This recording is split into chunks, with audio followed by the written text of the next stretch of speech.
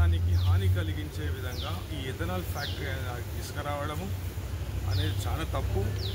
దీన్ని ఎథనాల్ ఫ్యాక్టరీని అనేది ఆడ పెట్టకుండా వేరే ఏంటన్నా మొత్తం పాడుబడ్డ భూమి ఏంటన్నా ఉంటే, అంటే హ్యూమన్ హ్యాబిటేషన్ లేని గ్రామాలు ఏంటన్నా ఉంటే తెలంగాణ రాష్ట్రంలో కానీ అవతలికి కానీ దక్షిణ తెలంగాణలో ఉత్తర తెలంగాణలో ఏంటన్నా ఉంటే ప్రభుత్వము వారికి ఏ విధంగానైతే ప్రోత్సాహకాలు ఇస్తుందో అదే విధంగా జాగుడు ఇచ్చి అటు పోమని మనం అడగడం జరుగుతుంది.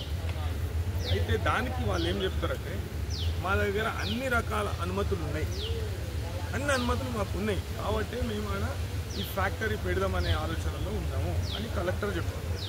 ఫ్యాక్టరీకి ఆడ పెట్టుకోవటానికి అనుమతులు అన్ని ఇచ్చినాము. కేంద్ర ప్రభుత్వం కానీ రాష్ట్ర ప్రభుత్వం కానీ వాళ్ళకి అనుమతి ఇచ్చేసింది కాబట్టి మా పరిధిలో లేదు. కాకుంటే వీళ్ళు ఆడ law and order problem create చేయడం వల్ల జిల్లా యంత్రాంగం కానీ పోలీస్ యంత్రాంగం కానీ జోక్యం చేసుకోవాల్సిన అవసరం అనేది పడ్డది అనే విషయాన్ని కలెక్టర్ చెప్తారు. అయితే నేనేమన్నా అంటే వాళ్ళకి అనుమతులు ఉంటే ఆ అనుమతుల కాపీలన్నీ మాకు ఇవ్వండి, మేము చట్టబద్ధమైన న్యాయ పోరాటం చేస్తాం. అవిటి మీద అవిటిని క్యాన్సలేషన్ చేయాలో ఏం చేయాలో అవి మేము కోర్టులో వేసి హ్యూమన్ రైట్స్ పరిధిలోకి రాకపోతే కోర్టు పరిధిలోకి తీసుకుపోయి మేము కోర్టులో వేసి మా పోరాటం మేము చేస్తాం. కాకుంటే అవి ఏడ కూడా వెబ్సైట్లో లేవు, ఏడ కూడా లేవు, మాకు అందుబాటులో లేవు. వాళ్ళు మా వెనుక ఉండి పర్మిషన్ తీసుకొని ఇట్లా కట్టుడు అంటే అది సీరియస్ హజారియస్ ఇంపాక్ట్ ఉంటుంది.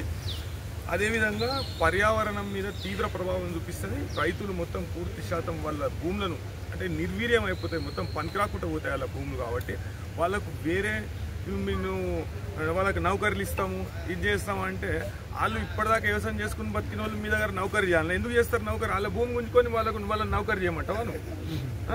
అది కరెక్ట్ కాదు.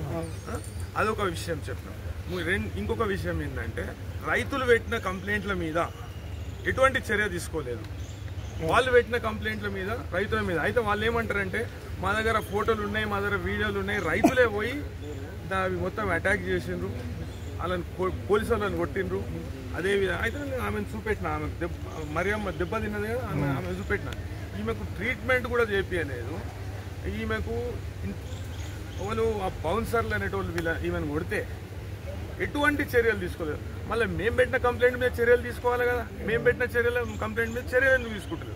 చర్యలు తీసుకునే విధంగా మీరు ఆదేశాలు జారీ చేయాలి అనేది ఒకటి అడుగుడు. అయితే ఆయన ఏమన్నాడంటే మీరు ఇన్ని పేపర్లు వేస్తారు, వాళ్ళు ఇన్ని పేపర్లు వేస్తారు, ఇది ఇప్పుడు కూర్చొని చేసే ఇది కాదు, అంటే వెసులుబాటు లేదు. కాబట్టి మీరు వేయదలుచుకున్న పేపర్లన్నీ వాళ్ళకి ఇచ్చి మాకు ఒక కాపీ అయ్యింది అంటే ఆన్లైన్ అప్లోడ్ చేయండి. అదేవిధంగా ఈ అనుమతుల కాపీలు కానీ ఎవ్వి కానీ అన్నీ మనకి ఇవ్వమని ఆదేశాలు ఇచ్చాడు.